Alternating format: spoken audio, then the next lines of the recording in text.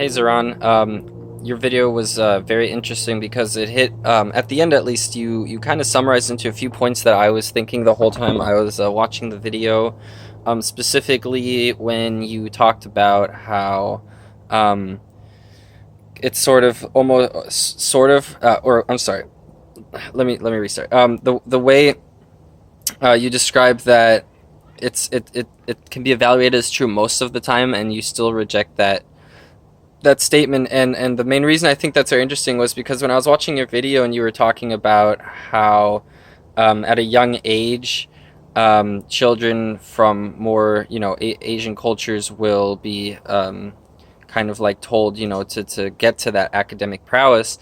And that's sort of why a lot of times, like you said, the valuation is true, but it's less about the fact that you're Asian, so therefore that's what you have to do, and more about the fact that culturally, your parents instilled, and their parents, but culturally it's instilled into you that you should be smart and that you should be able to achieve that kind of success, which is why I think you can attribute to the fact that, as you said, the valuation a lot of times is true.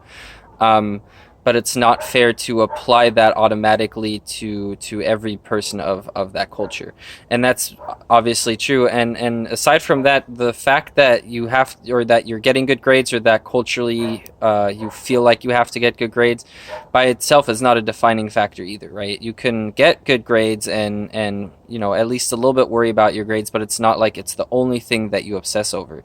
And even from my experience, friends I've had who were obsessed with good grades and really were studious, that wasn't their personality or their defining trait. They had other things, like you mentioned, your music and your drawing, and the getting good grades was more of a secondary factor attributed to their diligence and their ability to study and how much they enjoyed learning or working, instead of it being their defining characteristic.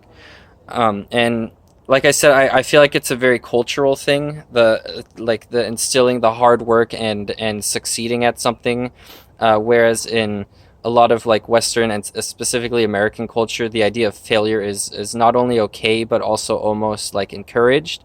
Like you can't learn unless you make a mistake, or you learn from your mistakes. Whereas in more strict, and usually Eastern cultures, you see the idea that you should be able to sort of learn the process of something and refine it until you don't make a mistake anymore. You don't want to fail. Failure is a sign that you didn't do enough, prep work essentially.